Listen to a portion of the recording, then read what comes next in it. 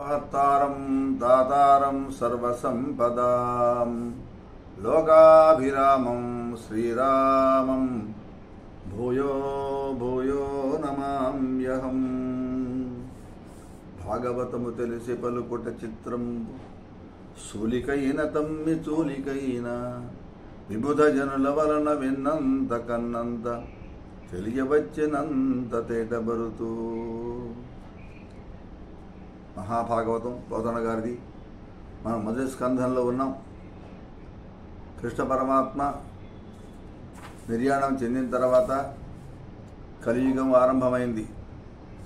కలిపురుషుడు ప్రవేశించాడు. అధర్మం 4 పాదాల మీద నడిచే పద్ధతిలో 3 పాదాలు ధర్మం కాస్త కృంగిపోయింది, ఒక పాదంతో ఉన్నది. ఇటువంటి పరిస్థితుల్లో ఒకనాడు వృషభాకారం ధరించినటువంటి ధర్మదేవుడు, ఒక ఎద్దు రూపంలో అన్నమాట, వృషభం అంటే ఎద్దు కదా, ఆ ధర్మదేవుడు దూడను విడిచిపెట్టినటువంటి పాడి ఆవు మాదిరిగా దుఃఖిస్తూ గోరూపంతో ఉండేటటువంటి భూదేవితో అంటున్నాడు, అమ్మా ఎందుకమ్మా దుఃఖపడుతున్నావే అని అడిగాడు. శూద్రులు ఒంటికాలతో కుంటుతూ ఉన్నను పట్టి బంధిస్తారేమో అని దిగులు పడుతున్నావా అమ్మా అన్నాడు. అని చెప్పి ఈ భూభారం తగ్గించడం కోసంగా కృష్ణ పరమాత్మ అవతరించి భూమి మీద ధర్మాన్ని రక్షిస్తూ ఉన్నాడు. ఆయన వెళ్ళిపోయిన తర్వాత ఇప్పుడు కలియుగం ఆరంభమైంది. అన్ని అపశకునాలు అధర్మాలే మనకు కనిపిస్తూ ఉన్నాయి. ఈ పరిస్థితుల్లో ధర్మదేవత స్వరూపుడమైనటువంటి నీవు పూర్వం ఈ లోకంలో 4 పాదాలతో నడుస్తూ ఉండేవాడివి కదా. ఈనాడు ఇందిరా వల్లభుడైనటువంటి గోవిందుడు లేకుండా ఉన్నందువల్లనే కదా కాల ప్రభావానికి లోబడిపోయి ఒంటికాలతో నడుస్తున్నావు. సత్యం, శౌచం, దయ, క్షమ, త్యాగం, సంతోషం, శమం, దమం ఇవన్నీ కూడా నెమ్మదిగా మరుగుపడిపోతూ ఉన్నాయి. ఇవన్నీ సమస్త కళ్యాణ గుణధాముడైనటువంటి కృష్ణ పరమాత్మ లేకపోవడంతో ఇలాంటి పరిస్థితులు ఏర్పడ్డాయి అని చెబుతూ, ఓ పుణ్యమూర్తి, దేవతలకి, పితృదేవతలకి, ఋషులకి, నీకు నాకు నానా రకాలైనటువంటి వర్ణాశ్రమాలకి, గోవులకి, మహానుభావులకు కూడా బాధలు ప్రాప్తిస్తూ మనం కష్టాల పాలవుతూ ఉన్నాం. బ్రహ్మాదులెవ్వన్ని భద్ర కటాక్ష వీక్షణములు వాంఛింతురు సత్తబుల కమలాలయముమాని కమల యవని పాద కమలంబు సేవించు కౌతుకమున పరమయోగేంద్రుడు భవ్య చిత్తములందు నిలుపుదురు యవ్వాని నియతితోడ వేదంబులు యవ్వని విమల చారిత్రములు వినుతింపగాలేక వెగడువడియే. అట్టి వాసుదేవుని అబ్జ వజ్రాంకుశ చక్రమీన శంఖ చాపకేతు చికితంబులైన శ్రీచరణములు ఇంక శోకమునుతూ వగపు సోకెనయ్యా. బ్రహ్మాది దేవతలంతా కూడా ఎంతో కాలం తపస్సు చేస్తే ఏ దేవుడి కళ్యాణ కరుణా కటాక్ష వీక్షణాలకి కాంక్షిస్తూ ఉంటారో పద్మాలైనటువంటి లక్ష్మీదేవి తన నివాసమైన పద్మాన్ని సైతం విడిచిపెట్టి అత్యంత కుతూహలంతో ఏ భగవంతుని యొక్క పాదపద్మాలను ఆరాధిస్తూ ఉన్నదో పరమ నిష్ఠాగరిష్ఠులైనటువంటి మునిశ్రేష్ఠులు ఉన్నారే, వాళ్ళు తమ పవిత్రమైన హృదయ ఫలకాలపై ఏ దేవుడి పావన స్వరూపాన్ని నియమపూర్వకంగా నిలుపుకుంటూ ఉన్నారో, సమస్త వేదాలు ఏ దేవదేవుని దివ్య చరిత్రలు సరిగ్గా వర్ణించక తడబడుతూ ఉన్నాయో అటువంటి దేవాది దేవుడైనటువంటి వాసుదేవుడికి పద్మ, వజ్ర, అంకుశ, శంఖ, చక్ర, చాప, మీన, ధ్వజరేఖలతో అలంకృతాలైన శ్రీ చరణాలు ఇక మీద నా మీద శోకవు కదా అని నేను దుఃఖిస్తున్నాను అని చెప్పింది ఆ వృషభ రూపంలో ఉన్న ధర్మదేవత. అంటే శ్రీమన్నారాయణుడు లీలాకారము దాల్చెను శ్రీలదేశండు కరులు శిక్షించి భవోన్మూలనము చేయు కొరకును 4 పాదములు నన్ను నడిపించుటకు 4 పాదాల మీద ధర్మాన్ని కాపాడటం కోసంగా కృష్ణ పరమాత్మ లీలామనుల దేహాన్ని ధరించాడు. ఈవేళ పరిస్థితి లేదు. మాధవుని లీలలన్నీ కూడా మర్చిపోలేం. కానీ ఆయన మాటలు, ఆ నయగారాలు, ఆ చిరునవ్వులు, ఆ కనికరాలు, ఆ ముద్దు ములిపాలు, ఆ ప్రణయకరహాలు, ఆ సుందర మందాయనాలు ఇవన్నీ కూడా క్రమక్రమంగా మనకు మరుగవుతూ ఉన్నాయి. అని దుఃఖంలో ఉన్నాను అని చెప్పింది.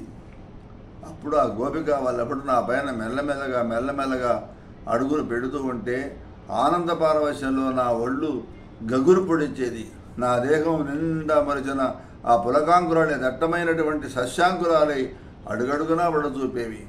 ఈ విధంగా వృషభధేను రూపాలతో ధర్మదేవుడు భూదేవి ఇద్దరు కూడా తూర్పుగా ప్రవహించేటటువంటి సరస్వతీ నది ఒడ్డున సంభాషించు సమయంలో రాజర్షి అయినటువంటి పరీక్ష మహారాజు గారు అక్కడికి వచ్చాడట. ఈ కలిపురుషుడు ధర్మదేవతను తంతాడ ముందు ఇది ఇక్కడ మొదలవుతుంది ఈ కలియుగారంభం అన్నమాట. ఎట్లా ఉంది ఇప్పుడు? ఆ మహావర్షభాన్ని మదించినటువంటి కోపంతో ఉన్నటువంటి వాడు, కఠోర చిత్తుడైనటువంటి వాడు, రాజవేషధారి అయిన బలమైనటువంటి పిక్కలోన వాడైన ఒక శూద్రుడు కటిక రాక్షసుడిలాగా గబగబా వచ్చి కనికరం లేకుండా ఆ ధర్మదేవత రూపంలో ఉన్న వృషభాన్ని కాలుతో తన్నాడు. పిడుగుపాటు ఆ దెబ్బకు ఆ వృషభం నేల మీద కూలబడిపోయి మూత్ర విసర్జనం చేసిందిట. అంతటితో ఆగాడా? లేదు. గడగడా ఉడుగుతున్నటువంటి కందుల వెంట అసుధారాలు కారుతూ ఉంటే అది గొంతెత్తి అంబా అంబా అంబా అంబా కానీ అరుస్తున్నటువంటి ఆ గోవుని, ఆ వృషభాన్ని పచ్చికి మేద్దాం కదా అని చెప్పి వచ్చినటువంటి దాన్ని, చెదిరిన గుండె కలదాన్ని, లేకతోడు లేకుండా ఒంటరిగా వచ్చినటువంటి దాన్ని చాలా ఆ గోమాతని, ఆ భయోపేతని మళ్ళా ఆ పాపం తీశాడు. పైకి ఎగిరి ఫెడే మళ్ళీ తన్నాడు దాన్ని. ఈ విధంగా తన కంటి ముందే ఆ ధేను వృషభాలు రెండింటినీ కూడా వెంటబడి తన్నుతున్నటువంటి జగత్కంటకుడైనటువంటి ఆ శూద్రుడిని చూచి పరీక్ష మహారాజు గారు రథం మీద వస్తూ ఉన్నాడు. విల్లెక్కి పెట్టాడు. ఏరా ఎవట్రా నువ్వు? నేను కొమ్ములతో చెమ్మలేదే, నీ దొరికి రాలేదే, ఏ పాపము చేయనటువంటి ఈ గోవులను అన్యాయంగా నువ్వు ఎందుకురా తంతున్నావు నువ్వు? జాగ్రత్త, ఈ మహీమండలంలో ఏ వేళ ఎవరు ఎటువంటి నేరాలు చేయకూడదు తెలియదా? రాజ్య పరిపాలన చేస్తున్న పరీక్ష మహారాజు అని గుర్తుందా? దుర్బుద్ధితో రాజవేషాన్ని ధరించి రాజ్యం వలబోసుకున్న అలా ధూర్తుడా, నిన్ను శిక్షిస్తా జాగ్రత్త అన్నాడు. అని చెప్పి ఆ వృషభ రూపంలో ఉన్నటువంటి వాడిని, ఓ ధర్మదేవ కురువంశీలైనటువంటి నరేంద్రుల బాహుదండాలనేటటువంటి గోడల నడుమ క్షేమంగా ఉన్నవే నువ్వు? నీ కళ్ళ వెంట సవించేటటువంటి బాష్పధారలు ఇవన్నీ కూడా మాకు శోకమయంగా ఉన్నాయి. అయ్యో ఎంత పొరపాటు జరిగిపోయిందయ్యా. ధర్మస్వరూపుడా, దిగులు పడబాకు. నా వాడి తువ్వులతో ఈ పాపాత్ముడిని రూపుమాపుతాను, చంపివేస్తాను. నేను ఇప్పుడే ఈ భూమి మీద మళ్ళీ 4 పాదాలతో నడిచేట్టుగా ధర్మాన్ని సంరక్షిస్తాను అన్నాడు పరీక్ష మహారాజు. అయితే ఇక్కడ నిరపరాధులైనటువంటి సాధువులని, సజ్జనులని బాధించి దుర్మార్గులని వాడు రాదైనటువంటి వాడు అవశ్యం శిక్షించాలి. సాత్వికులని, సజ్జనులని, సత్పురుషులని సంరక్షించే బాధ్యత ఆ దేశాన్ని పరిపాలించేటటువంటి రాజుది. అలా శిక్షించకుండా ఉండేటైతే ఆ రాజా అధముడి జీవితం, ఆయస్సు, ఐశ్వర్యం సర్వం కూడా నాశనమైపోతాయి, సర్వం వ్యర్థమైపోతాయి. ఈ మాట నమ్మమ్మా అని ఆ ధర్మదేవతను చెప్పాడు వరిష్ఠుడు మహారాజు.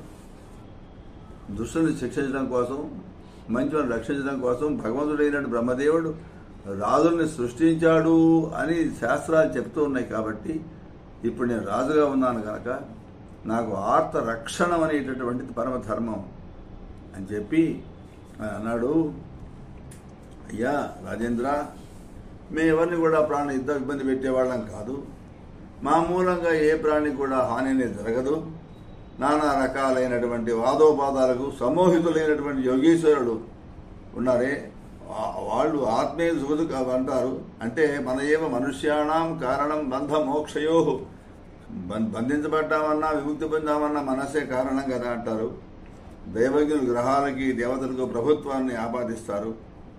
మీమాంసకులు కర్మానికి ప్రాధాన్యం ఇస్తారు అని చెప్తూ ఈ దత్తమంతా కూడా పలికాడు రాజేంద్రుడు. ఆయన అన్నాడు, ఇప్పుడు వృషభ రూపంలో ఉన్న ధర్మదేవుడా, నీవు ధర్మమూర్తివి, ధర్మజ్ఞుడివి కదయ్యా.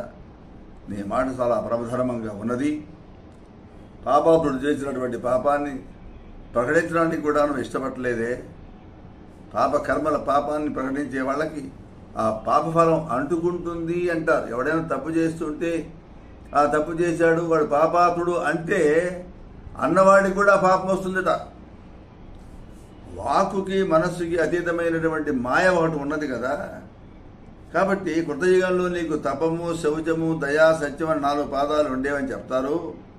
త్రేతాయుగంలో ఆ 4 పాదాలలో ఒక పాదం కాస్త భగ్నమైపోయింది. ద్వాపరయుగం వచ్చేవాడికల్లా ఇక 2 పాదాలు మాత్రం మిగిలినాయి. ఇప్పుడు కలియుగంలో 3 పాదాలు లుప్తమైపోయి సత్యం అనేటటువంటి ఒకే ఒక పాదం మాత్రమే మిగిలి ఉంది. ఆ పాదాన్ని కూడా కలియుగాంతంలో అధర్మం ఆక్రమించి భగ్నం చేయాలని కాచుకొని ఉందయా అని చెప్పాడు. ఇప్పుడు ఆ ధర్మరాజు అయిన ధర్మ ప్రభు అయిన పరీక్షణ్ మహారాజు గారు కరణి నిగ్రహించి తల్లిని ప్రవేశించకుండా చేసి ధర్మ పరిపాలన చేయాలనే దీక్షతో సిద్ధంగా ఉన్నాడు. జై శ్రీరామ్.